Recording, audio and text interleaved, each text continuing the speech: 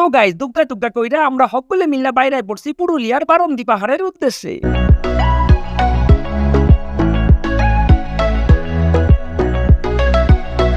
সকালবেলায় রিসর্টে পৌঁছানোর পর এত সুন্দর মনোরম পরিবেশ দেখা ক্রিকেট খেলন দিয়া মগো দিনখান শুরু হইল। আর ইয়ার পর নাস্তা পানি কইরা ঘন জঙ্গলের মধ্যে দিয়া আঁকা বাঁকা পথে আমরা এসে পৌঁছালাম এক পাহাড়ে, কারণ এইখানে নাকি এক সাধু বাবা থাকে। চারিদিকে অনেক খোঁজনের পর ফাইনালি আমরা সাধু বাবার দর্শন পাইলাম। আর ইয়ার পর নমস্কার কইরা আশীর্বাদ নিয়ে আমরা আবার ঘন জঙ্গলের মধ্যে দিয়া আঁকা বাঁকা পথে নামতে শুরু করলাম। পাহাড়ের চারিপাশটা ঘোরানোর পর রাত্রিবেলায় আমরা আবার চলে এলাম মগো রিসর্টে। যা ঠান্ডা পড়ছে আর ইয়ার সঙ্গে মাংস মাখা ব্যাপারটা জমে গেছে ভাই।